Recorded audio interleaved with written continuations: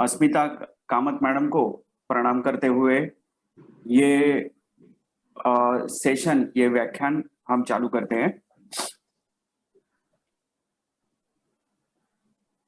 जो आज का टॉपिक है और वो है रिलेटेड टू वेट मैनेजमेंट। हम सभी लोगों के लिए आज ये आवश्यक है। सभी पेशेंट आते हैं, 10 में से कम 4 पेशेंट हमें कहते हैं डॉक्टर मुझे थोड़ा पतला होना है, आप करीना कपूर जैसे मुझे बना सकते हो क्या? So this is the first question, ये क्यों कहते हैं लोग? और ये ओबेसिटी या स्थूलता ये क्या है? ये इतनी जल्दी से लोगों में फेमस हुआ वर्ड क्यों है? इसके पीछे जाने से पहले मैं आपको सिर्फ एक बात बताना चाहूंगा। स्थूलता से भी इंपॉर्टेंट सब्जेक्ट है सिर्फ मेद, फैट एंड नॉट मसल्स। और मेद या फैट जिसे कहा जाता है वो शरीर के लिए बहुत ज्यादा हानिकारक है अगर वो अति मात्रा में हमारे शरीर में होगी तो। और इसे कम करने के लिए सबसे इंपॉर्टेंट एक ऑर्गन शरीर में काम करता है और उसे कहते हैं liver. So to activate liver in these disorders is very important. हमें लगता है कि बेरियाट्रिक सर्जरी करे या सिर्फ एक्सरसाइज करे या सिर्फ कम खाए, सिर्फ प्रोटीन डाइट पे रहे तो हम स्थूलता निवारण कर सकते हैं। Answer is no. Stimulate your liver, अच्छी तरह से आप लीवर रिलेटेड काम करना चालू करें, आपको उसका सबसे ज्यादा फायदा ये दिखाई देगा। ये क्यों मैं कह रहा हूं, क्यों स्थूलता इतना इंपॉर्टेंट सब्जेक्ट है? आप रोज न्यूज़पेपर में देखते होंगे कि उच्च रक्तदाब, हाइपरटेंशन या डायबिटीज या अतिरिक्त खाना, stress eating, changing in lifestyle that tends to cancer, ऐसे अनेक विध व्याधि हम देख रहे हैं। अगर दुनिया में 10 सबसे पहले व्याधि ले तो उसमें सबसे पहले नंबर पे आता है वो है हार्ट डिसीज, तीसरे नंबर पे आता है वो है डायबिटीज। और भी कुछ व्याधि है जिसमें सबसे ज्यादा मॉर्टेलिटी रेट, मृत्यु की गणना सबसे अधिक होती है। और इन सभी में इसमें से जो जो 5 प्रमुख व्याधि है उस सभी का एक इंपॉर्टेंट रीजन है obesity. Why obesity, treat obesity क्यों करनी है, इसके बारे में मैं दो तीन सिर्फ आपको उदाहरण बताऊंगा। At the age of 19 she committed suicide. Jiah Khan है इसका नाम। जयललिता, आपने सभी ने जाना होगा ये चित्र। हेवी डायबिटीज की वजह से at the age of 59 she expired. Om Puri ji set पे ही उन्हें एकदम मैसिव हार्ट अटैक आया एंड ही डाइड। ये तीनों जो उदाहरण है, it is all related to lifestyle disorder. 4-5 उदाहरण देखेंगे। एक 36 इयर्स ओल्ड मेल चैप, यहाँ पर ये डोंबिवली की ही घटना है। बहुत काम करने वाला, दिन भर रात भर काम करने वाला ये लड़का था और एक दिन उसे एक्सेसिव स्वेटिंग हुआ एट नाइट और he shifted to hospital because of discomfort in chest plus excessive sweating. It was myocardial infection, इसका मतलब हार्ट अटैक ये था। 32 ईयर ओल्ड लेडी, हाउसवाइफ और सीवियर लो बैक एक, उसकी वजह से डॉक्टर के पास आती है The evaluation says she is having severe osteoporosis. Osteoporosis मतलब हड्डियों की घनता कम हो जाना. In a very simple language, minerals बहुत कम हो जाते हैं हड्डियों में, जिसकी वजह से लो बैक पेन या बाकी भी चीजें रिलेटेड टू बोन्स मेनली पाई जाती है. जनरल डेबिलिटी दिखाई देती है. बहुत जोर से अगर आवाज आता है टीवी का, तो ये औरतें कहती है तुरंत टीवी बंद करो पहले, मुझे आवाज ज्यादा सहन नहीं पाती हूं मैं. जोर से बच्चे चिल्लाने लगे तो वो कहते पहले चुप बैठो सब लोग, क्योंकि मुझे आवाज सुनाई नहीं दे रही है. Typical case of osteoporosis. Osteoporosis पहले मैं मेरी क्लिनिकल प्रैक्टिस में देखता था, एंड दैट वाज ऑफ से more than 60 years old patients. Now it comes down to 30 to 33 years old. A 45 years old male, ये तो आपने देखा होगा, irregular diet. A 45 years old, आपने भी कभी जाना होगा, कार में बैठे हैं, बड़ा पाव खा लिया, जल्दी से पानी पी लिया और अपने काम पे लग गए. ये रोज होने लगा. कभी कभार हो गया तो ठीक है, रोज होने लगा तो क्या हो सकता है? This is a case of paralysis. रोज इस तरह की जीवन शैली का आचरण कर ही came across to stroke. Teacher by profession, ये एक टीचर थी by profession at the age of 42. बहुत ही busy schedule, regular household work तो है, पर बाद में बाहर जाके भी काम. She felt fatigue, breathlessness while climbing staircase, excessive sweating with poor appetite. It was coronary artery disease, मतलब हार्ट से संबंधित एक बीमारी. बहुत busy schedule, that was the only reason. 54-year-old man, इन्हें भी एंजियोप्लास्टी की सलाह दी गई. ये जो बहुत बिजी लड़का था जो व्हील चेयर पे गया बाद में, doctor says it is because of stress.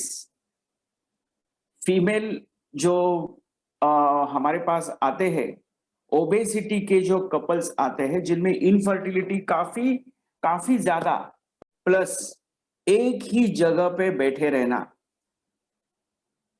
Remember one thing, आज ऐसा रिसर्च हुआ है and that is true also.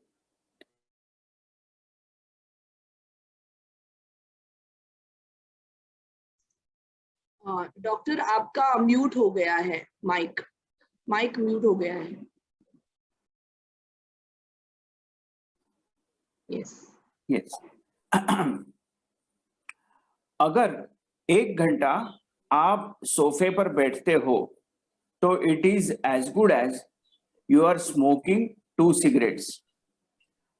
2 cigarette पीने के बाद शरीर में जो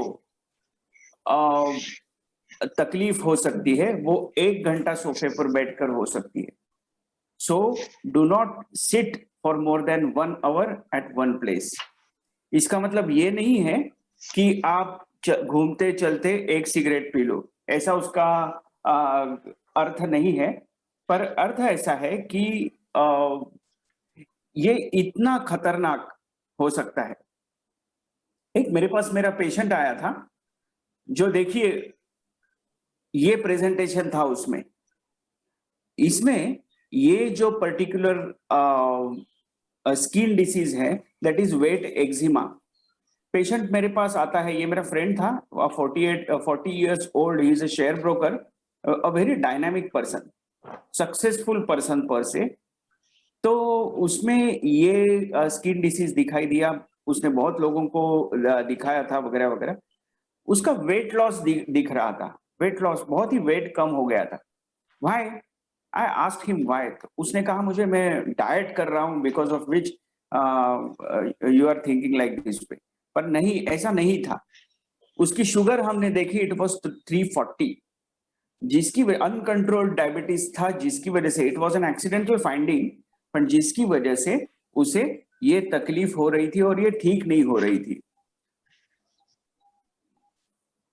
ऐसे अलग अलग ऑस्टियोपोरोसिस हो, हार्ट डिसीज हो, ऐसे अलग अलग बीमारियां हमें क्लिनिकल प्रैक्टिस में दिखाई देता है, जिसका रूट कॉज शायद ही कुछ अलग हो, and the root cause is lifestyle oriented disorders.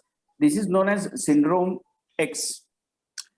और एक अलग मैं आपको दिखाना चाहूंगा, unexplained weight gain, constant fatigue and tiredness, muscle soreness and pain. अगर ये सब आप एक्सपीरियंस करते हो with dry skin, high cholesterol levels, poor concentration and memory, hair loss, then it is hypothyroidism, thyroid की inefficiency. This is one of the reasons. ये hormonal imbalance में होता है। मैं सिर्फ ये उदाहरण इसलिए दे रहा हूं कि हम ये होने के बाद ही डॉक्टर के पास आते हैं, इसके पहले हम डॉक्टर के पास नहीं जाते। Good thing is it can be easily detected. मैं ओबेज हो रहा हूं या मैं ओबेज हूं, मैं स्थूल हो रहा हूं, इसके लिए आपको किसी डॉक्टर की जरूरत ही नहीं है। आपको खुद समझ में आ सकता है। आपको उसके लिए किसी वेइंग मशीन पे खड़े रहने की भी जरूरत नहीं है। The bad thing, it doesn't cause any symptoms. Obesity doesn't cause any symptoms in the beginning. So while but it is continuously causing damage to body cells. So remember, obesity is a very big enemy. जैसे कि मैंने कहा पहले 10 व्याधि हम लेते हैं, ischemic heart disease, stroke, COPD. COPD is related to lungs, hypertension, heart diseases, road injury, diabetes. तो इस सभी में जो 5 अलग अलग व्याधि है जिसका रूट कॉज है ओबेसिटी, बिकॉज ऑफ विच हमें ओबेसिटी ट्रीट करनी ही होगी। So that is one of the most important causes. It is excess proportion of total body fat. Total body fat जो होगा वो हम मेजर कर सकते हैं। तो आप सिंपली याद रखो, WHO ने ऐसे कहा है कि around 250 million cases of obesity are being reported every year. Report हुई केसेस 250 मिलियन है पूरे वर्ल्ड से। तो और इसमें कोई ठोस ट्रीटमेंट या मेडिसिन नहीं होता। और ये जो है they give damaging side effects. Obesity gives damaging side effects. This failure made the people to look anxiously towards Ayurveda. सब होने के बाद, सब ट्रीटमेंट हो गए। रूमेटॉइड आर्थराइटिस में मैं काम करता हूं, पूरी ट्रीटमेंट होने के बाद लोग 3-4 साल के बाद आयुर्वेद की तरफ आते हैं। नहीं, आयुर्वेद ये ऐसी जीवन शैली है, you adopt it from the day 1 and you will get better benefits. तो ये कब शुरू होता है और आपको कब इसकी ट्रीटमेंट करनी है? इसकी ट्रीटमेंट करने का टाइम है जो शादी का पीरियड है वो, it is from 28 to 35। 28 to 35, 38 तक ओबेसिटी चैनलाइज, मतलब ओबेसिटी ट्रिगर होती है, शुरुआत होती है शरीर में ओबेसिटी होने की। तो फैट डिपोजिशन की सबसे इंपॉर्टेंट एज है 28 to 38। उसी वक्त आप अगर एक्शन ले तो बहुत ही फायदा उसमें दिखाई देता है। ओबेसिटी कैसे नापे ये बहुत ज्यादा जानने की जरूरत नहीं। You all know you are obese और नॉट। इसमें 2 इंपॉर्टेंट चीजें होती है। एक सबक्यूट फैट, मतलब जो त्वचा के पीछे तुरंत आने वाला फैट, और दूसरा है वो है विसरल फैट। ये जो विसरल फैट होगा वो ऑर्गन को लग के होता है।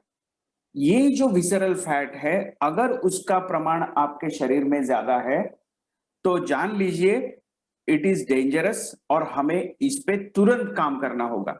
ये हम जान सकते हैं, इसकी सिंपल मशीन्स आती है। और आप विसरल फैट ज्यादा हो तो आप तुरंत उस पर एक्सरसाइज या आपके जो डॉक्टर बताए वो या योग तुरंत चालू करें।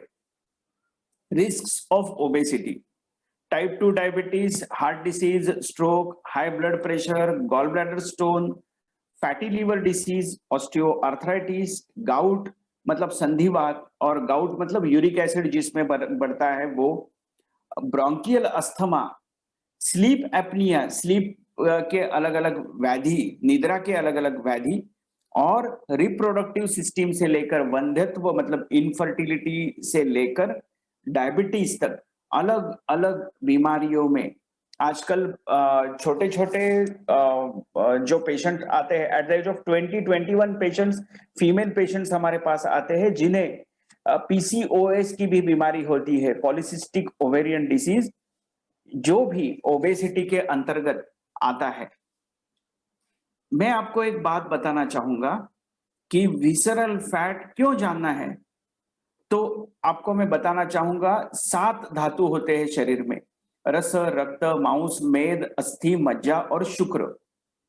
हम थोड़ा सा गफलत या कंफ्यूजन हमारा रहता है कि किसकी वजह से मतलब हम क्या ट्रीट करें, कौन सा धातु। तो आपको मैं बताना चाहूंगा मांस और मेद ये 2 अलग धातु है शरीर में।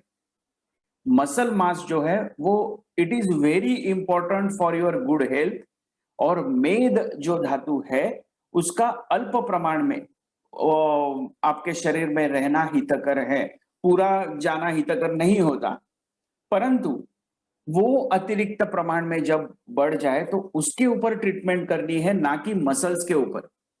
तो हम अगर सिर्फ उपवास लंघन करें, सिर्फ हम कार्डियोवैस्कुलर जो एक्सरसाइज होते हैं लाइक चलना हो, स्विमिंग हो, साइकिलिंग हो, दौड़ना हो मैराथन में, सिर्फ ये करते रहे तो इसमें आपका मसल मास भी कम होने लगता है। हमें फैट कंटेंट कम करना है मेनली, सिर्फ मसल मास नहीं। All these things comes under syndrome X, faulty lifestyle। faulty lifestyle में डाइटरी हैबिट्स हमें करेक्ट करनी होगी, बिहेवियरल पैटर्न इसे हम विहार कहते हैं, मेंटल स्टेटस, सोशल स्टेटस और स्पिरिचुअल स्टेटस, इन सभी को हमें करेक्ट करना होगा। इसीलिए कंपैरिजन और कंपटीशन ये दोनों से थोड़ा सा दूर रहे तो ही हमें फायदा होगा। आयुर्वेद हेल्थ के बारे में क्या कहता है ये मैं थोड़ा सा बताना चाहूंगा, क्योंकि सिर्फ मुझे पतला होना है, किस लिए होना है, अगर ये एम उद्दिष्ट हमारे सामने नहीं है तो कोई फायदा नहीं। अगर आदमी दिखने में बहुत पतला है और ही इज सोशली अनफिट तो कोई फायदा नहीं। अगर आप समाज में जाते हो और आपका सभी के साथ झगड़ा होता है तो यू आर अनफिट। आप सोसाइटी से बाहर जाते हो, वहां पे 2 लोगों से झगड़ा, बाद में दुकान में गए वहां पे झगड़ा, ट्रेन में आप ट्रैवल कर रहे हो वहां झगड़ा, ये अगर कंटिन्यूअस होता रहा, कंफ्यूज स्टेट ऑफ माइंड रहा, तो ये भी इल हेल्थ है, ये जान लीजिए। सिर्फ पतला होने से आप हेल्दी नहीं हो सकते। हेल्दी होने के लिए आप सर्वांगीण विचार करें, वो ज्यादा इंपॉर्टेंट है। आयुर्वेद कहता है समदोषः, वायु, पित्त और कफ ये 3 प्रधान दोष है शरीर में, वो इक्विलिब्रियम में रहे। समाग्निश्च, अग्नि अर्थात पचन करने की क्षमता या शक्ति वो अच्छी होनी चाहिए। आपके सामने अभी होली हुई है, अभी हाल ही में, तो आपके सामने किसी ने पूरन पोली रख दी तो आपको भूख लगनी चाहिए, वो आप महसूस कर सकते हो, ये इंपॉर्टेंट है। सम धातु, जैसे कि मैंने कहा 7 धातु है, वो समस्थिति में रहे, उन हर एक का फंक्शन होता है। अस्थि का कुछ फंक्शन है, मांस का कुछ फंक्शन है, ये सब इक्विलिब्रियम में रहे। मल मतलब पुरुष, जो स्टूल हम सुबह सुबह पास करते वो यूरिनेशन, और तीसरी बात है स्वेटिंग या स्वेद, ये तीनों भी अच्छी तरह से बाहर जाने चाहिए। और इस सभी के साथ प्रसन्न आत्मेंद्रिय मनः स्वस्थ इति अभिधीयते। आपका बॉस है अंदर, बाहर सेक्रेटरी है, और आप एक फाइल लेके अंदर जाते हो। आपको बॉस को अगर फाइल देनी है तो सबसे पहले आपको वो सेक्रेटरी को फाइल देनी होगी। ये बॉस अगर समझ लो आत्मा है, तो बाहर बैठा हुआ सेक्रेटरी जो है वो मन है। तो मन इसे आप अगर स्वस्थ रखे तो सबसे अच्छा फायदा हो सकता है। ये कुछ स्वस्थ होने के कुछ लक्षण हैं, पर वो आज इम्पोर्टेंट नहीं है। इसमें सिर्फ 2 चीजें मैं कहना चाहूंगा। स्वस्थ कौन है? नित्यम हिताहार, अच्छा खाने वाला, अच्छा समीक्षाकारी। इसका मतलब अच्छी तरह से एनालाइज करके मुझे क्या चाहिए क्या नहीं, ये विवेक कर वो उसकी बिहेवियर हो या उसका आहार हो। विषयेषु असक्तः, बहुत ज्यादा अटैच नहीं, थोड़ा सा डिटैच होके हर चीजों को देखने वाला। दाता, दाता मतलब दान देने की मानसिक क्षमता जिसमें है वो। सी, ये भी इंपॉर्टेंट है हमारा स्वस्थ होने के लिए। सत्यपरहा, क्षमावान, लेट गो करने वाला, ठीक है, छोड़ देने वाला, ना कि रिवेंज लेने वाला। ये भी, जिसे रोग नहीं होते उसके बीच में लिखा गया है। जो मन में रखता है हर चीज, वो रोगी हो जाता है। आप्तोपसेवी, आप्तोपसेवी का मतलब है वृद्धों की सेवा करने वाला। वृद्ध की सेवा करने के लिए बहुत पेशेंस लगता है, बहुत संयम लगता है, और ये बहुत इंपॉर्टेंट होता है। अरोग मतलब रोग ना हो या फिटनेस अच्छा हो, इसके लिए ये सबसे इंपॉर्टेंट है। तो दाता, ये थोड़ा अलग मैं कह रहा हूं, और ये आयुर्वेदिक पर्सपेक्टिव से कह रहा हूं। आयुर्वेदिक ग्रंथों में ये लिखा गया है, इसीलिए आपकी दान दान देने की क्षमता जिसमें बढ़ जाती है। आपके घर में कुछ भी है, वो थोड़ा सा देने का भी आप अगर सोचना चालू करते हो, तो उसे अच्छी नींद आती है। इसके ऊपर रिसर्चेस भी हुए हैं। क्षमावान, छोड़ देने की क्षमता, वो भी अरोगी मतलब निरोगी हो सकता है। और आप्तोपसेवी भी। कैसे करे ओबेसिटी पे मात? छोटे छोटे पॉइंट है, मैं बताना। कारण है व्यायाम न करना, दिवा स्वप्ना, दोपहर को सोना, मेद्यानाम चाति भक्षणा, जिसमें तेल और शक्कर बहुत ज्यादा है उसका अतिरिक्त मात्रा में सेवन करना करना। वारुण्याश्चाति सेवनात् का मतलब है अल्कोहल कंजम्पशन करना। इन चीजों से हमें तकलीफ हो सकती है, या हमारा मेद, स्थूलता बढ़ सकती है।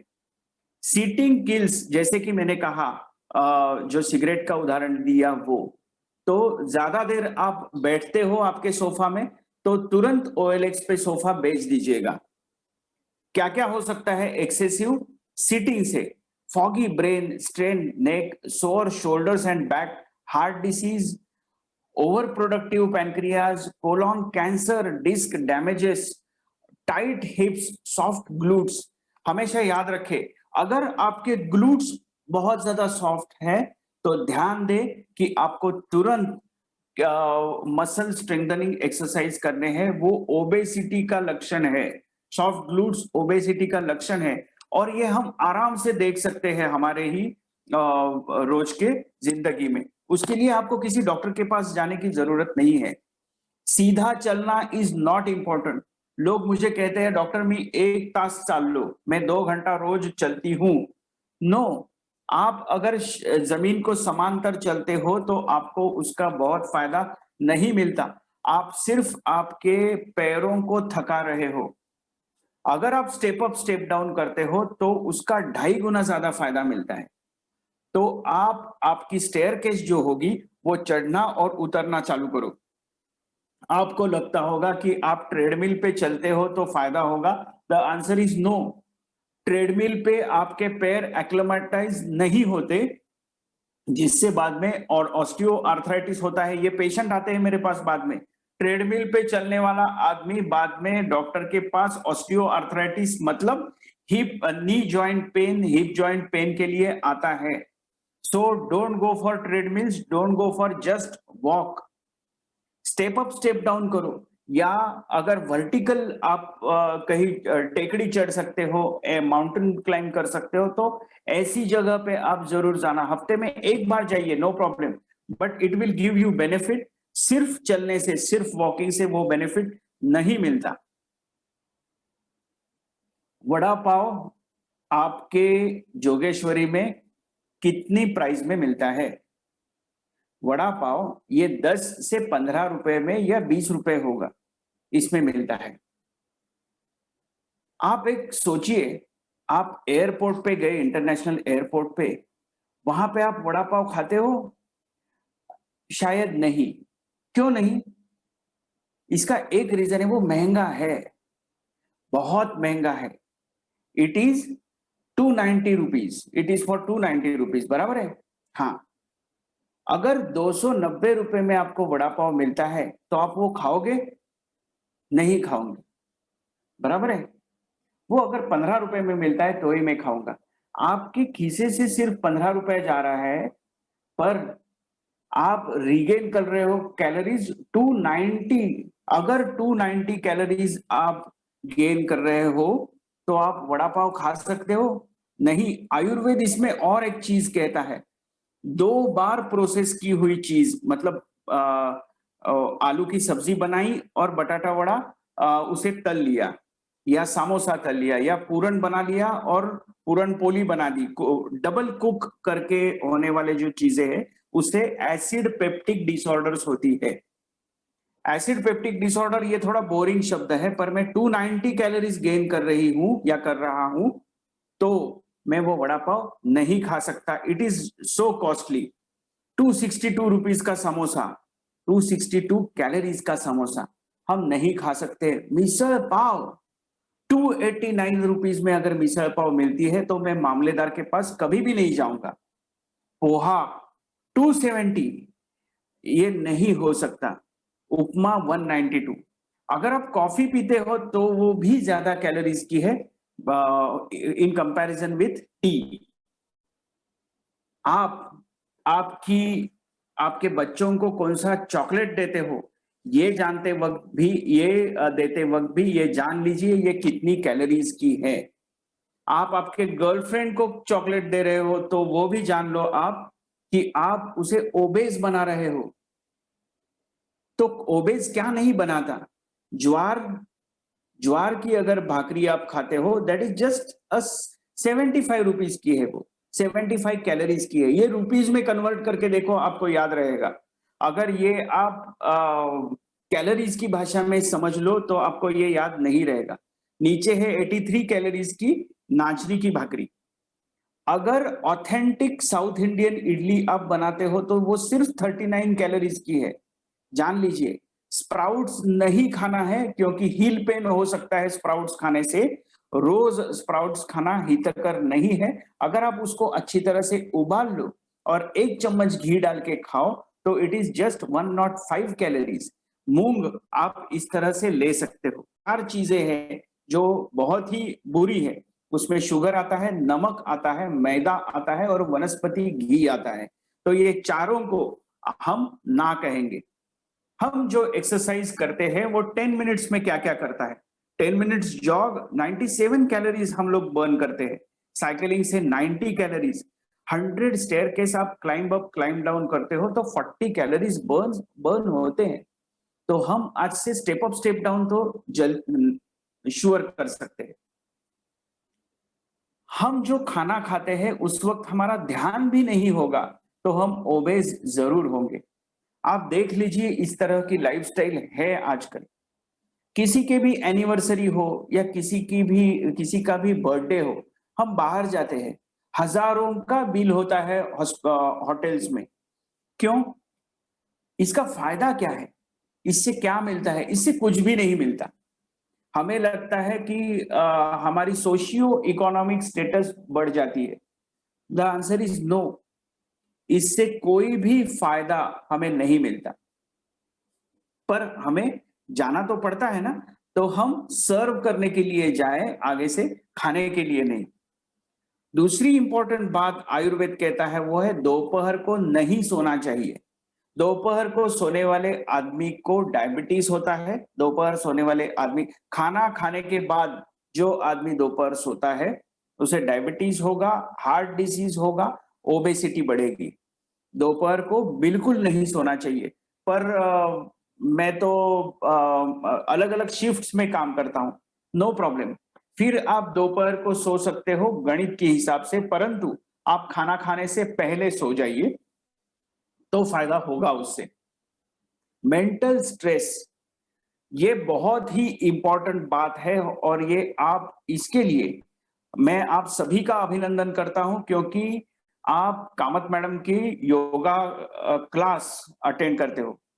मेनली अगर आप योग को अपनाते हो तो समझ लीजिए स्ट्रेस से होने वाली हानि बहुत ज्यादा कम हो जाती है। शरीर हानि तो होगी पर बहुत ज्यादा कम होती है, और स्ट्रेस को कम करने का राजमार्ग केवल और केवल योग ही है। ध्यान, धारणा, प्राणायाम, इन सभी चीजों से ये सब कम होता ही है, और ये हमने जान लिया है। नींद के तीन हिस्सों में नींद आती है। नींद, आप बेड पे जाइए, आफ्टर 40 मिनट्स आप सबकॉन्शियस लेवल पे आप आते हो, और उसके बाद 40 मिनट्स पहले नींद आने के लिए सबकॉन्शियस लेवल पे, और उसके बाद जो 40 मिनट्स है that is for deep sleep.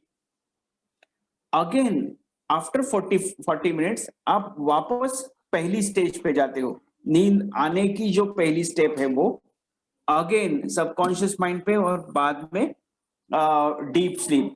Deep sleep में रैपिड आई मूवमेंट, REM कहते हैं, वो दिखाई देती है। इसीलिए छोटे बच्चों में आपको रैपिड आई मूवमेंट दिखाई देती है वो जब सोते हैं तो। That is for deep sleep, वो एक सिम्टम है डीप स्लीप का। डीप स्लीप के अगर 2 आप चेन्स भी कंप्लीट करो तो नींद के पूरे फायदे आपको मिल सकते हैं। 40 मिनट्स के 2 साइकिल्स। इसीलिए इसके बीच में आपको फोन आता है, इसके बीच में आपकी बेल बजती है, या आप उठते हो रात को 2 बजे, आप हर रोज उठते हो, तो आपके डीप स्लीप के 2 पैटर्न्स कंप्लीट नहीं होते, 2 चेन्स कंप्लीट नहीं होती, और फिर आपको उसकी तकलीफ हो जाती है। नींद न आना भी ओबेसिटी का बहुत बड़ा कारण है। नींद के लिए सबसे अच्छा, वापस मैं कहना चाहूंगा, डीप ब्रीदिंग एक्सरसाइजेस ही इसमें अच्छा काम करती है। बच्चों को तुरंत संभालो। No to fast food. आप कहीं पिकनिक पे जा रहे हो 2-3 महीने बाद, 4 महीने बाद, उस वक्त आप एक छोटा सा फास्ट फूड का कोई भी पैकेट उन्हें दे सकते हो, पर रोज खाना, फास्ट फूड रोज खाना, ये बिल्कुल गलत है, और इससे कोई भी फायदा नहीं मिलता। ओबेसिटी अगर पहले से आप में दिखाई दे, अगर आपका बच्चा रोज मैकडोनाल्ड जाने की जिद करे, या रोज वो डोमिनोज जाने के लिए कहे, तो से नो टू हिम इमीडिएटली। आप अलग अलग ये ब्रांडेड चीजें दे सकते हो। ब्रांडेड है इसका मतलब हाइजीनिक है और अच्छा है, ऐसा नहीं। और मैं हाइजीन के बारे में बात नहीं कर रहा हूं, यहाँ पे हाइजीनिक है, चकाचक फ्लोरिंग है, इसीलिए वो अच्छा है। नो, पनीर के गुणधर्म नहीं बदलते, चिकन के गुणधर्म नहीं बदलते, चीज के गुणधर्म नहीं बदलते। आपको एक मैं बात बताना चाहूंगा, डेनमार्क जहां पे सबसे ज्यादा दूध का उत्पादन है, वहां पे मेंटल इलनेस ये बढ़ने की केसेस दिखने लगी थी। उस वक्त का जो संशोधन हुआ, इसमें एक बात हुई, वो है जो जर्सी गाय है उसका दूध या उसका चीज, उससे बने हुए अलग अलग डेयरी प्रोडक्ट्स को ज्यादा खाना। गीर गाय के प्रोडक्ट्स खाने से ये नहीं होता, ये A2 मिल्क से नहीं होता, A1 मिल्क से होता है। अगर आपको आपकी मेमोरी कम होती है या आपकी इंटेलेक्ट कम होती है ऐसे दूध पीने की वजह से, इसीलिए अभी स्वदेशी गायों का उत्पादन बढ़ने लगा है हमारे समाज में, हमारे भारत में। तो ये भी बहुत इंपॉर्टेंट है। जर्सी गाय इज नॉट गाय, तो जर्सी गाय के उत्पादन लेने नहीं चाहिए, उससे फायदा नहीं मिलता वो सब। हेरेडिटरी भी होता है ओबेसिटी। तो जो एक्सटेंसिव रिजल्ट्स ये नहीं मिलता है। पुरुषों में ज्यादा कोलेस्ट्रॉल बढ़ने की संभावना बढ़ती है, पर फीमेल्स में आफ्टर मेनोपॉज ये बढ़ता है। It is because of mainly hormonal things. Thyroid, जैसे कि मैंने कहा, पोस्ट प्रेगनेंसी, ये और एक इंपॉर्टेंट बात। अगर ऐसे लोग 96 केजी की लड़की अगर 54 केजी हो सकती है, तो हम भी हो सकते हैं। थोड़ी सी मेहनत उसके लिए करनी पड़ेगी। यह है कुछ शादी के साइड इफेक्ट्स। आप ऊपर का घर देखिए और नीचे का घर देखिए। ऊपर का घर भी आपका ही है, नीचे का घर भी वही घर है, वही घर है। कौन सा आपको अच्छा लगेगा? ऑफ कोर्स नीचे का। कोई भी आज तक मुझे किसी ने नहीं कहा कि मुझे ऊपर का घर अच्छा लगेगा। हमेशा हमें नीचे का ही घर अच्छा लगेगा। शरीर भी हम ऐसा सुडौल अच्छा रख सकते हैं?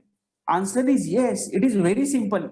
कुछ नहीं खाना उसमें, आपको बहुत ज्यादा कुछ नहीं, 1 घंटे की सिर्फ मेहनत है। सबसे पहले से नो टू शुगर। दूसरी इंपॉर्टेंट बात, आपको बिल्कुल भी ज्यादा फलों पर डिपेंड नहीं रहना है। हमें लगता है कि फल खाने से हम पतले हो जाएंगे या हम हेल्दी हो जाएंगे। नो, ऐसा बिल्कुल नहीं होता। और उसमें भी अगर आप मिल्क शेक्स, फ्रूट सलाद लेते हो तो बिल्कुल नहीं। It is incompatible diet. Ayurveda says it is विरुद्ध आहार। विरुद्ध आहार की वजह से संजीव कपूर आने के बाद हम हमारा खाना भूल ही गए। हमारे जो ट्रेडिशनल खाना है उसमें कभी भी ऐसा नहीं आता कि मध गरम करके खाना है, शहद गरम करके खाना, ये अहितकर है शरीर के लिए। आप थोड़े सालों बाद एसिड पेप्टिक डिसऑर्डर के लिए मेरे पास ही आओगे। अगर आप दही रात को खाते हो तो आप सर्दी के लिए डॉक्टर के पास ही जाओगे। अगर आप फ्रूट सलाद, मिल्क शेक्स, दूध और फल एक साथ लेते हो तो स्किन डिसीज के लिए आप डॉक्टर के पास जाओगे ही। कुछ विरुद्धांग ऐसे होते हैं जिसमें जेनेटिक, जिसकी वजह से आपको अलग अलग आपके जीन्स में भी बदलाव आने लगते हैं। इनफर्टिलिटी जैसे अलग अलग व्याधि भी हो सकते हैं। इनकॉम्पैटिबल डाइट, विरुद्ध आहार, ये गलत है और ये आप आपके नजदीकी डॉक्टर से जरूर जान लें, जिससे ओबेसिटी बहुत दुगना तिगना बढ़ सकती है। आप आपकी प्लेट ऐसे लेते हो क्या? अगर आप किसी समारंभ में जाते हो तो आप इस तरह से आपकी प्लेट को सजाते हो क्या? ये भी ले लिया, वो भी ले लिया। समझ लीजिए उस वक्त ट्रिगर हो जाती है ओबेसिटी की बीमारी, और इसी वक्त आपको संभालना है। पर डॉक्टर, सोशली मुझे कनेक्ट रहना है लोगों से, मुझे जाना ही पड़ता है। No problem. यहाँ पे शाहरुख खान देखिए, सबको खाना परोस रहा है। आप खाना परोसो, वहां जाके लोगों से मिलो, अच्छी बातें करो। परोसना इज इंपॉर्टेंट, नॉट खाना। तो इसीलिए यहाँ पर शाहरुख खान को फॉलो करो, सभी जगह नहीं, सिर्फ यहाँ पर शाहरुख खान को फॉलो करो और बाकी लोगों को खाने दो। उनको जो खाना है वो खाने दो, पर आप परोसने का काम करो। उससे आपके हित संबंध भी बढ़ जाएंगे सभी से। टाइप्स ऑफ ओबेसिटी, यहाँ पे आपकी ओबेसिटी कौन सी है ये आप जान लो। ये जो रेड भाग आपको दिखाई दे रहा है वो है, वहां पे फैट डिपोजिशन सबसे ज्यादा होता है। ये आप खुद समझ सकते हो कि ओबेसिटी आपको कौन सी तरह की है। उस प्रकार का व्यायाम आपको देखना है। अभी 5 नंबर की जो ओबेसिटी है, that is known as pear shape obesity, जिसमें लेग्स, सिर्फ लेग्स में फैट डिपोजिशन होता है। ऐसे अगर पेशेंट आपके पास आते हैं तो step up step down is the best exercise. अगर सिर्फ आपको टमी के ऊपर है तो उसकी अलग एक्सरसाइजेस हो सकती है। उसे एप्पल और पियर शेप ये कहते हैं। क्या करना चाहिए?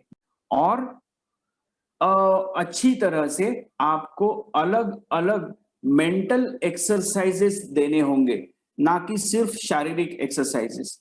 अगर आप अच्छी तरह से सुडोकू भी रोज डेली, अगर आप सुडोकू की भी प्रैक्टिस करने लगो तो दिमाग धीरे धीरे अच्छी तरह से काम करने लगता है। दिमाग अच्छी तरह से काम करेगा तो ओबेसिटी पे काम अपने आप होता है। तो अलग अलग मेंटल एक्सरसाइजेस चालू करे। ये बहुत छोटी छोटी बातें मैं इसलिए कह रहा हूं, ये नहीं कोई करता। आप एकदम डाइटिशियन हायर करेंगे या बहुत बड़े जिम में जाके हजारों रुपए देंगे तो फायदा नहीं होगा, और फायदा होगा तो भी आप वापस वही मोड़ पे आ जाओगे। हमारे लाइफस्टाइल में अगर हम ये चीजें, छोटी छोटी चीजें इंक्लूड करें तो फायदा होगा। नवनीत, गाय के दूध से निकाला हुआ नवनीत या मक्खन, ये ओबेसिटी में काम करता है। ये बहुत ही ज्यादा हितकर है। इससे बनाया हुआ गाय के दूध से बनाया हुआ घी, घर में बनाया हुआ घी, ये भी बहुत इंपॉर्टेंट है और इससे कोलेस्ट्रॉल बिल्कुल नहीं बढ़ता। ये ओबेसिटी के लिए दिया जाने वाला मेडिसिन है हमारी तरफ से, और जिससे ऑस्टियोआर्थराइटिस और कैड मतलब कोरोनरी आर्टरी डिसीज से आप बच सकते हो। मेरा किसी चीज में मन नहीं लगता, खाने में रुचि ही नहीं लगती, जी मिचलाना, बहुत हेवीनेस फील होना, ज्वर प्रचिति मतलब थोड़ा बुखार है ऐसे लगते रहना, और किसी ने हाथ पैरों को दबाया तो अच्छा लगना, अगर ये चीजें हैं, बहुत ज्यादा आपके बाल जा रहे हैं, तो आप समझ लीजिए आप ओबेसिटी के शिकार हो। Poor appetite, stomach distension, fatigue, Alzheimer's, fat mass या लाइपोमास, लाइपोमास मतलब चर्बी की गांठ आती है, ऐसे अगर आपको दिखाई दे, आंखों के सामने देखिए ये कैसे हुआ है, ये आप चित्र देख सकते हैं। ये कोलेस्ट्रॉल बढ़ने का लक्षण है शरीर में।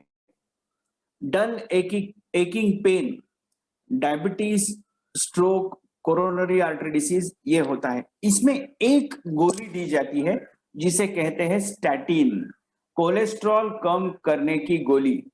मैं आपको बहुत ही रिस्पॉन्सिबिलिटी से कह रहा हूं, ये गोली से क्या क्या होता है। मसल एक, joint pain, impotency, extreme lethargy, tinnitus मतलब कान में आवाज आना, weakness, weight gain, cloudy urine, hopelessness, memory loss, ये जो सभी चीजें आते हैं। और आज मैं आपको और एक बात कहूंगा, पार्किंसंस। 7 साल से ज्यादा अगर आप कोलेस्ट्रॉल की गोलियां लेते हो तो पार्किंसंस होने की संभावना दुगनी हो जाती है। इसीलिए कोलेस्ट्रॉल कम करने की दवाइयां लेने से अच्छा आप दूसरा पर्याय आपके डॉक्टर से पूछो। आप कहो कि मुझे ये गोली नहीं लेनी है, आप मुझे पर्याय बताओ, पर्याय है उसके लिए, अलग अलग एक्सरसाइजेस भी हैं।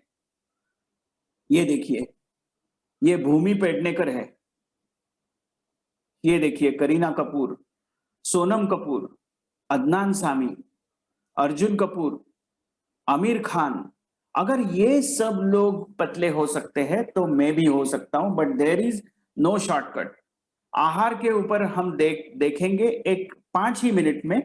देर आर 8 रूल्स रिलेटेड टू आहार: प्रकृति, करण, संयोग, राशि, देशकाल, उपयोगिता और उपयोग संस्था। हर आहार की खुद की एक प्रकृति होती है। आपकी भी प्रकृति जान लो।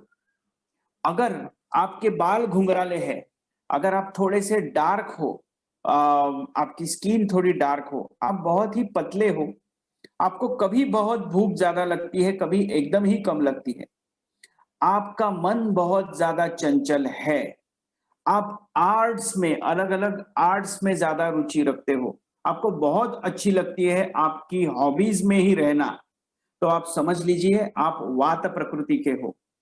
वात प्रकृति का के कौन कौन है अच्छे अच्छे, मैं 2-3 लोग आपको बताऊंगा। माइकल जैक्सन वात प्रकृति का था। कॉलर बोन, ये जो क्लेविकल कहा जाता है वो है कॉलर बोन, अगर वो ज्यादा दिखता है तो वो वात प्रकृति का दिखता है, उसे ब्यूटी बोन भी कहा जाता है। रामकृष्ण परमहंस, ये सभी लोग वात प्रकृति के उदाहरण है। ये एक्सट्रीमिस्ट होते हैं, ऐसे बीच का मार्ग इनका कुछ नहीं रहता, ये बहुत एक्सट्रीम सोचते हैं। ऐसे वात प्रकृति के आदमी अगर ओबेज होकर आपके पास आते हैं तो वो बहुत फास्ट उनका वेट कम भी कर सकते हैं, उनका वेट जल्दी कम हो जाता है। किससे कम होता है? रेगुलर अभ्यंग करने से। अगर आप वात प्रकृति के हो तो रोज तिल का तेल आपके शरीर को लगाना चालू करें, आपका वजन कम होगा। ये आपको आश्चर्यजनक लगेगा, पर ये बहुत इंपॉर्टेंट है। पर आप जान लो कि आप कौन से प्रकृति के हो, प्रकृति के हिसाब से ही ये होगा। जिनकी मेमोरी थोड़ी सी कम होती है पर बहुत ही आकलन शक्ति अच्छी होती है, बहुत ही स्पष्ट वक्ता होते हैं, जिनके बाल बहुत जल्दी झड़ने लगते हैं, बाल्डनेस बहुत जल्दी आता है, जिनकी स्किन पे एक अलग ही लस्ट होता है, ये होता है पित्त प्रकृति का आदमी। पित्त प्रकृति के आदमी के आहार में नित्य घृत या घी होना चाहिए, वरना वो पतला नहीं होगा। भगत सिंह, विनायक दामोदर सावरकर, करीना कपूर, तीनों अलग अलग उदाहरण लिए हैं। अगर करीना कपूर को पतला होना है और उसने घी छोड़ दिया तो याद रखिए 3 साल के बाद वो किसी आयुर्वेदिक डॉक्टर के पास जरूर जाएगी ऑस्टियोआर्थराइटिस के लिए। ये बहुत इंपॉर्टेंट होगा, इसीलिए आप घी ना छोड़े। आप आपकी प्रकृति को जानिए, वरना आप जो उपाय कर रहे हो वो रिवर्सिबल होंगे, वापस आपका वजन बढ़ जाएगा। कफ प्रकृति का आदमी स्थूल होता ही है, वो थोड़ा सा ज्यादा स्थूल होता है, तो और वो एकदम आराम से अपना काम करता है। अगर आपका बॉस कफ प्रकृति का है तो वो बहुत अच्छी बात है। कफ प्रकृति के कौन है, इनका वजन बहुत ज्यादा कम नहीं होता। कफ प्रकृति का आदमी रहा तो उसने बहुत ज्यादा जिद नहीं करनी चाहिए कि मेरा वजन बहुत ही एक्सेसिव कम हो। उसने फिटनेस पे ध्यान देना चाहिए और उसने मसल स्ट्रेंथनिंग एक्सरसाइज ज्यादा करने चाहिए। फॉर एग्जाम्पल जो हम स्क्वाट्स करते हैं वो, या पुशअप्स करते हैं वो, ट्राइसेप्स करते हैं वो, इस तरह से करना। सरदार वल्लभ भाई पटेल हो, स्वामी विवेकानंद हो, मोदी जी हो, ये सभी कफ प्रधान प्रकृति के लक्षण है। आप में से आप खुद जान लीजिए कि आपकी प्रकृति कौन सी है। प्रकृति के सिवाय अगर आपने ओबेसिटी कम करने की कोशिश की तो वो वापस बढ़ेगी आपके लिए। फॉर एग्जाम्पल, चाय आप बनाते हो, उस वक्त आपने शक्कर डाली और उबाला, और चाय कंप्लीट होने के बाद छान लेने के बाद उसमें 2 चम्मच शक्कर डाल के वो पी, इन दोनों में फर्क है।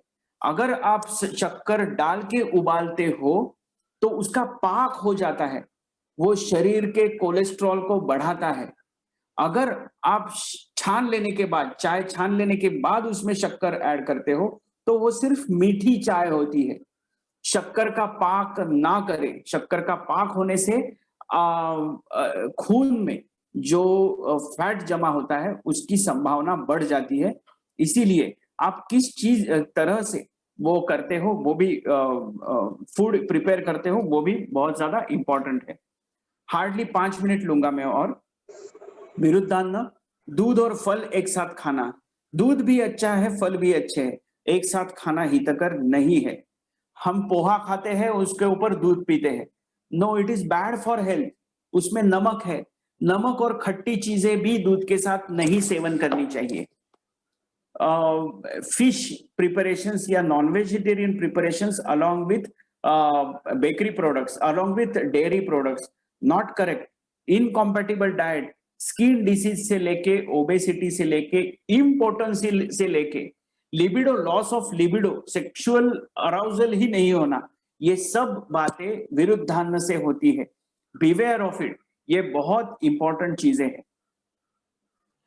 अचार अचार की तरह ही खाओ, सब्जी सब्जी की तरह खाओ। एक वाटी आपने राइस खाया तो आपको 3 गुना, उससे 3 गुना आपको दाल खानी होगी, नहीं तो उसका फायदा नहीं। फिर आप जो राइस खाते हो उससे ओबेसिटी बढ़ेगी। इसीलिए राइस खाते वक्त 3 गुना दाल का प्रयोग करें तो फिर आप राइस खा सकते हो। मुझे डॉक्टर डायबिटीज है और मुझे राइस बहुत अच्छा लगता है, एक काम कीजिए, आप सूखा उसको भूनिए पहले, राइस करते वक्त उसमें थोड़ी सी दालचीनी डालिए और 3 गुना दाल के साथ वो खाइए। ये डायबिटीज नहीं बढ़ाता, आप खा सकते हो, रोज आप राइस खा सकते हो। देश की हिसाब से हमारा डाइट होना चाहिए। अगर डोंबिवली में रहने वाला आदमी रोज साउथ इंडियन ब्रेकफास्ट करे, या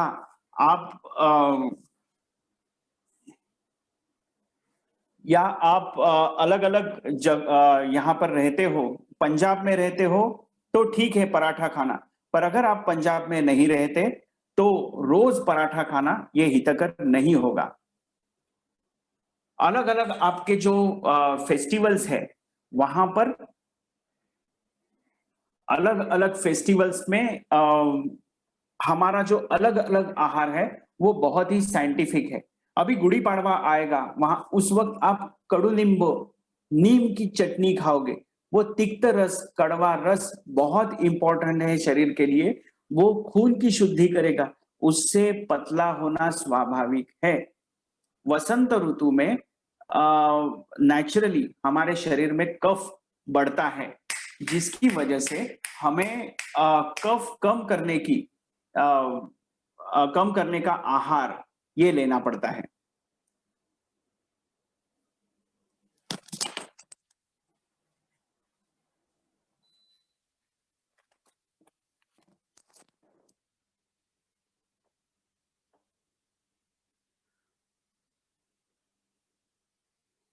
ठीक, तो ऐसे अलग अलग फेस्टिवल्स के साथ साथ अलग अलग डाइट हमारे शास्त्र से, आहार शास्त्र, अलग अलग ट्रेडिशंस और उसका साइंटिफिक रीजन ये दिया गया है। तो इस पर ध्यान देना ये जरूरी है। डाइट के रूल्स में तीन चार चीजें: उष्णम अश्नीयात, गरम गरम खाना चाहिए। स्निग्धम अश्नीयात, दो यू आर ओबेज, आप घी का प्रयोग रोज करें, अदरवाइज हार्ट की तकलीफ या ऑस्टियो आर्थराइटिस आपको होगा ही। और ऐसा नहीं होना चाहिए मैं पतला हो रहा हूं इसके लिए मुझे ऑस्टियो आर्थराइटिस हुआ, नहीं। ऑस्टियो आर्थराइटिस से भी बचे। और इसके लिए स्निग्ध अन्नपान, मेनली घी खाना हित करे। मात्रावत अश्नीयात, मतलब मात्रा उसकी योग्य होनी चाहिए। आप आपकी मात्रा डिसाइड करो, मैं 2 रोटी ही खाऊंगा या खाऊंगी, मैं एक राइस प्लेट उतना ही खाना खाऊंगा। बहुत अच्छा लगा पोहा इसलिए मैंने 4 प्लेट खा लिया, नहीं। मैं बेट लगाकर आधा मेनू कार्ड खाता हूं, नहीं। मैं 6 तरह के मिल्क शेक पीऊंगा, नहीं। ये नहीं हो सकता। मात्रावत अश्नीयात। जीर्ण अश्नीयात, एक बार खाया आपने तो वो उसका पचन पूरा होने दीजिए, फिर दूसरी बार खाना खाइए। 3 ही बार खाना खाना हितकर है, मैक्सिमम 3 बार खाना ये हितकर है। उसमें लिखा गया है याम मध्य न भुक्तव्यम याम युग्मम न लंघयेत। एक याम अर्थात 3 घंटे, हम 4 घंटे लेंगे। एक बार खाने के बाद हम 4 घंटे कुछ भी नहीं खाएंगे, सिर्फ पानी पी सकते हो, वो भी ठंडा नहीं, वो भी बॉटल ऐसे ऊपर करके नहीं, मुंह लगाकर पानी हम पी सकते हैं। उसके बाद याम युग्मम न लंघयेत, 8 घंटे के ऊपर आप भूखा न रहे। हमारी शरीर एक कोई मील नहीं है कि हम हर 1 घंटे बाद उसमें कुछ ना कुछ डालें। एक बार खाने के बाद कुछ भी खाओ आप, उसके बाद कम से कम 4 घंटा आप मुंह ना खोलिए, और 8 घंटे के पहले थोड़ा सा कुछ वापस खा लीजिए। अभिष्ट स्थान मतलब अच्छी जगह पर बैठकर खाना खाना इंपॉर्टेंट है। सिर्फ गाड़ी में जाते वक्त मैंने वड़ा पाव खा लिया, आपका वहां पे मन भी नहीं है, कंटिन्यूअस मोबाइल पे आप हो, ओबेसिटी बढ़ेगी ही। खाना खाते वक्त थोड़ा शांत, deep breathing and then you start your eating. अगर प्रार्थना पूर्वक खाना खाते हो तो उसके बहुत ही अच्छे फायदे आपको मिलेंगे। नाति द्रुतम अश्नीयात, बहुत फास्ट खाना नहीं खाना चाहिए, क्योंकि फिर जो ओरल कैविटी से जो सलाइवा उसमें मिक्स होता है वही नहीं होता। अगर मिक्सर को मैंने 2 बार 3 बार घुमा दिया और उसमें से जो भी है वो निकाल दिया, अच्छी तरह से किया नहीं, तो फायदा नहीं होगा। नाति विलंबित, बहुत धीरे धीरे खाना खा के भी फायदा नहीं होगा। तन मना भुंजित, टीवी देखकर मैं खाना नहीं खाऊंगा, ओबेसिटी का लक्षण है ये, ओबेसिटी का कारण है ये। तन मना भुंजित, मन वहां पे रख कर हमें खाना खाना होगा। Forget about what you are eating, आप कैसे खाते हो इसके ऊपर भी ओबेसिटी ये समझती है या ओबेसिटी होती है। तो तन मना भुंजित करके आप खाएं। देखिए सिंपल रूल्स है जो कि हिंदू संस्कृति में लिखे गए बहुत सारे आहार के नियम है। आहार कैसे ले उसके नियम है, अगर उसका भी पालन आप अच्छी तरह से करो, 2 बार खाना खाते वक्त बहुत ही शांति से प्रार्थना पूर्वक उसकी शुरुआत करो, खाना खाते वक्त उसको प्रेज करो, तो ये सभी चीजें आपका डाइजेशन अच्छा करेगी, आपका मेटाबॉलिज्म अच्छा करेगी और फिर आपका अपचय, चय और अपचय जो है उसका बैलेंस हो जाएगा और फिर अतिरिक्त मेद संचिति की संभावना कम हो जाती है। तो ये बहुत इंपॉर्टेंट है। उष्णम गरम गरम खाओ, इसलिए गरम गरम वड़ा पाव न खाइए। मैंने कहा वैसे vada pav is a very expensive dish. अगर आप स्टेप अप स्टेप डाउन तक करते हो तो आप वड़ा पाव खा लीजिएगा, वरना नहीं खाना है। It cost 280 rupees, so it is quite expensive. स्निग्धम अश्नीयात, अभी मैंने कहा वो रूल याद रखिए, मुझे खाना ही है चावल, आप मैंने कहा वैसे खा सकते हो, 3 गुना उसमें दाल ले सकते हो और 1 चम्मच घी का प्रयोग जरूर करें। A2 मिल्क के ही घी का प्रयोग उसमें करें, उसके बहुत संशोधन अभी हुए हैं, तो ये भी आप याद रखें। पानी कैसे पिए ये भी बहुत इंपॉर्टेंट है। 4-5 लीटर पानी पीना चाहिए, 10 लीटर पानी पीना चाहिए। हमारा शरीर सिंटेक्स की टाकी नहीं है कि हम 5-5 लीटर पानी पिए। 30 ml पर KG body weight per day, मतलब आपका अगर वजन 60 है तो आप 2 से 2.5 लीटर तक पानी पीजिए, उसके ऊपर नहीं पीना है दिन भर में। अजीर्ण भेषजम वारी, मतलब इनडाइजेशन हुआ है तो उस वक्त पानी पीना ये मेडिसिन है। भेषज मतलब मेडिसिन, गर्म पानी पीना।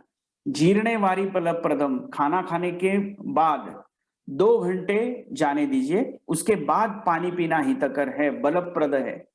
भोजने च अमृतम वारी, खाना खाते वक्त पानी पीना ये अमृतवत है। 2 भाग सॉलिड फूड, 1 भाग पानी और 1 भाग अवकाश। हम कहते हैं ना सावकाश जेवा, वो मिक्सर घूमने के लिए रहता है। सावकाश जेवा मतलब तुडुंब जेवलं पाहिजे ऐसा नहीं है। सावकाश जेवा मतलब धीरे से खाओ, अच्छा एक एक निवाला लेकर उसको सलाइवा से मिक्स करके अच्छी तरह से चर्न करके खाओ, ये उसमें इंपॉर्टेंट है। तन मना भुंजित, ये इंपॉर्टेंट है। भोजना अंते विषप्रदम, खाने के तुरंत बाद अगर आप पानी पीते हो तो आपकी ओबेसिटी बढ़ेगी। खाने के पहले आप आधा घंटा गर्म पानी लेके पीते हो तो आप लीन हो जाओगे, आपका फैट कम हो जाएगा। So that is very important. खाना कैसे खाए। स्प्राउट्स, नो, से नो टू स्प्राउट्स, ये वातकर होते हैं और वात प्रधान प्रकृति के आदमी ने अगर इस तरह से खाना खाया तो उसके शरीर में वात वृद्धि होगी। वो पतला तो होगा पर उसको वात की अलग अलग बीमारियां, मेनली आर्थराइटिस होगा और उसे फिर डॉक्टर के पास ही आना पड़ेगा। बहुत ज्यादा चाट खाते हैं लोग, एसिड पेप्टिक डिसऑर्डर और ऑस्टियोआर्थराइटिस ये होने की संभावना बढ़ जाती है। ये बहुत ही फेमस खाने के प्रकार मैं आपको दिखा रहा हूं, ये आप कभी कभार खा सकते हो, पर रोज ही शाम को 4 या 5 बजे मेरे बहुत सारे पेशेंट हैं जो मुझे कहते हैं डॉक्टर पर मैं 1 घंटा योग के क्लास में जाता हूं। हाँ, आप योग के क्लास में जाते हो पर अगर 4 बजे आप ये पानी पूरी के ठेले पर रहते हो तो उसका कोई फायदा नहीं। तो इसीलिए ये सब चीजें आप अवॉइड करो। Aerated drink is very harmful to body, उससे ऑस्टियोपोरोसिस डेवलप होता है। बहुत ज्यादा शीत ठंडे पदार्थों का सेवन ना करें, ऑस्टियोपोरोसिस और बहुत ज्यादा शक्कर होने की वजह से ओबेसिटी। बेकरी प्रोडक्ट्स से नो टू बेकरी प्रोडक्ट्स, मैदा, वनस्पति दूध, नमक और शक्कर, ये 4 चीजें जिसमें है उसे अवॉइड करना सीखिए, ये बहुत इंपॉर्टेंट बात है। डॉक्टर मुझे बहुत ब्रेड पसंद है, आप उसे सेक कर खा सकते हो और हफ्ते में 1 बार खा सकते हो, रोज नहीं। शहद गर्म करके खाना, उससे ओबेसिटी कम होती है, ये एकदम गलत विधान है। ऐसा कुछ नहीं होता और उससे अलग अलग बीमारियां बढ़ती है।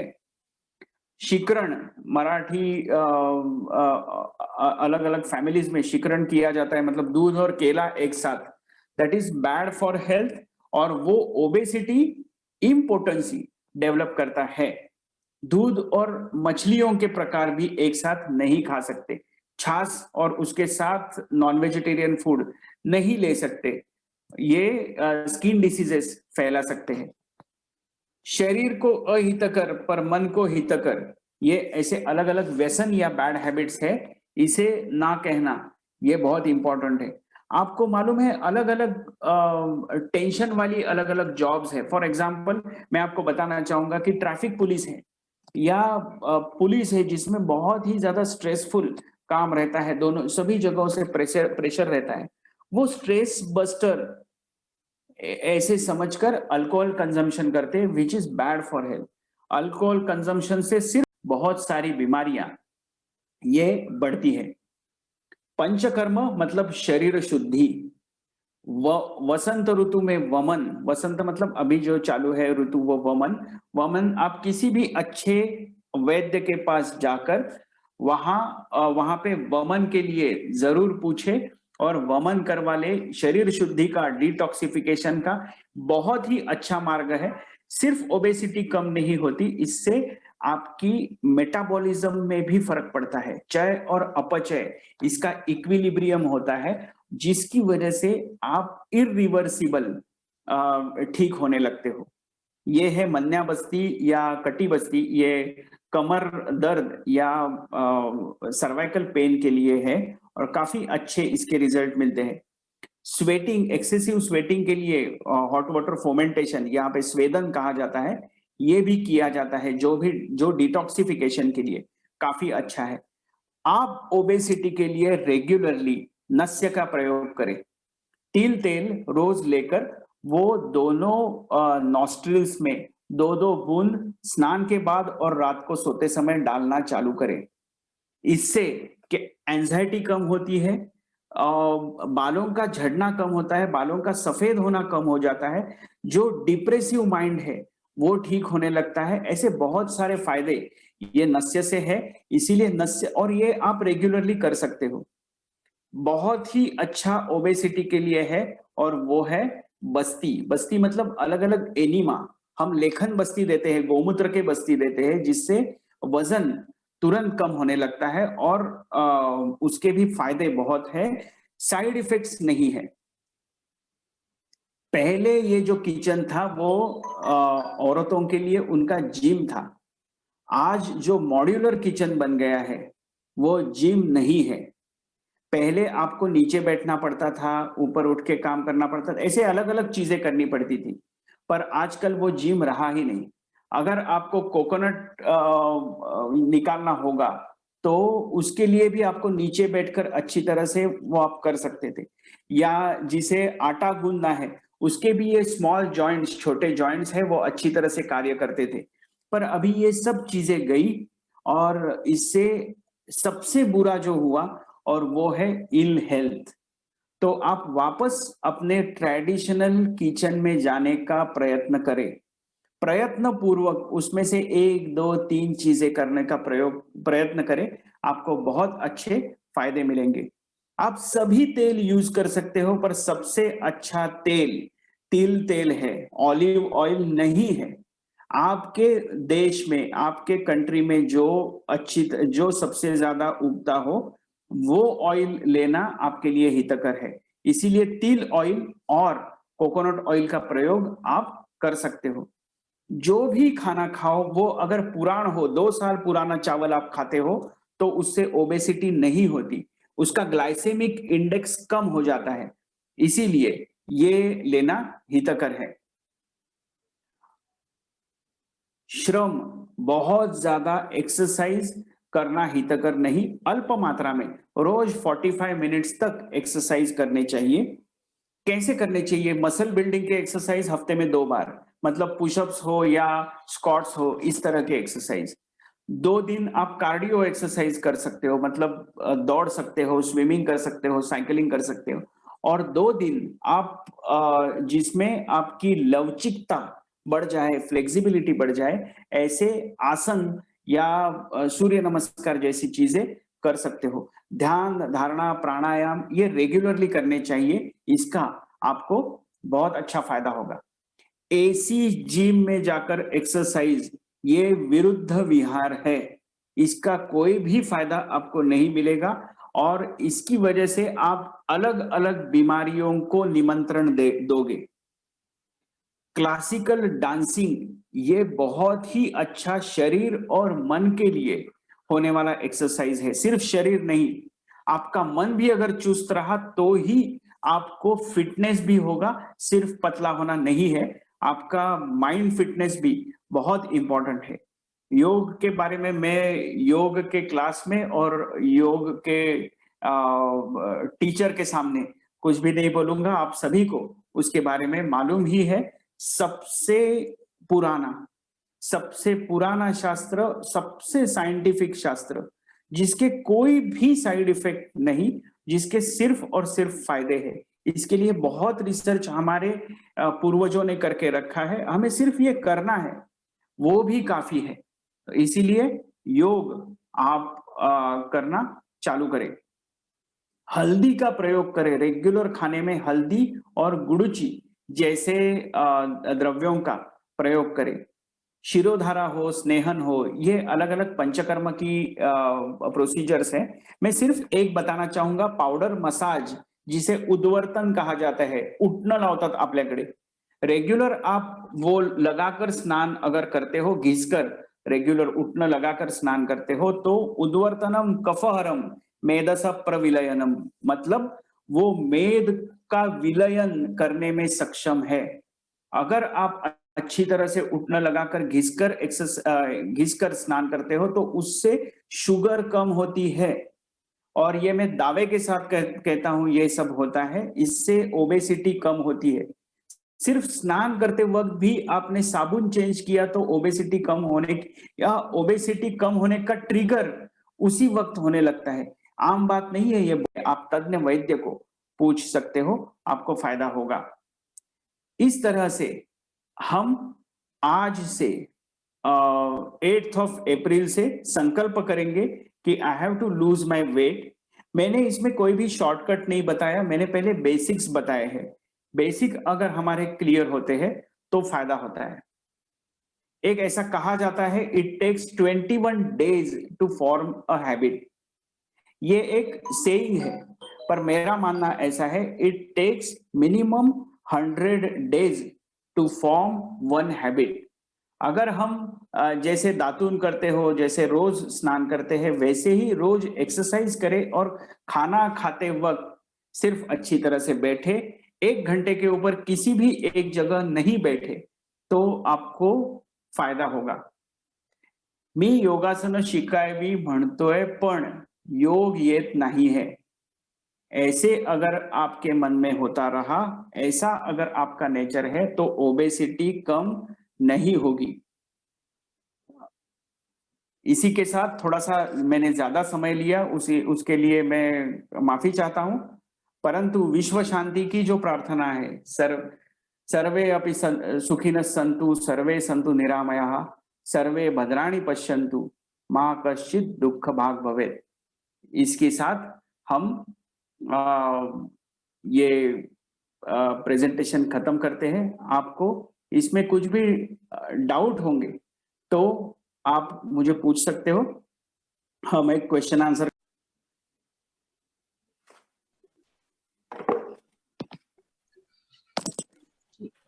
किसी को कुछ पूछना है, क्वेश्चन है?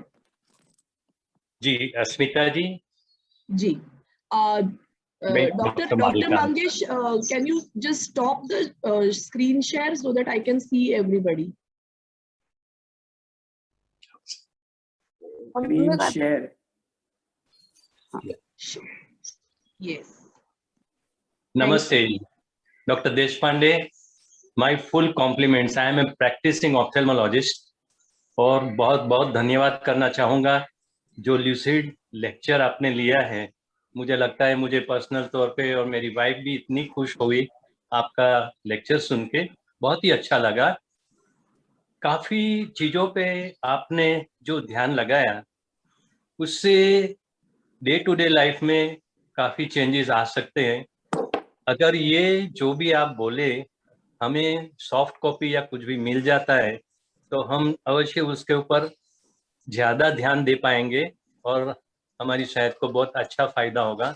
बहुत ही खूबसूरत लेक्चर रहा और मैं खास करके हमारे योगा टीचर अस्मिता जी, गुरु जी, अभिजीत जी को धन्यवाद देना चाहूंगा कि ये हमारी हेल्थ का ऑल राउंड केयर कर रहे हैं। योगा के साथ आप जैसे महानुभावों को बुला के हमको जो लेक्चर मिला, बहुत बहुत अच्छा लगा। Asmita ji, thank you very much.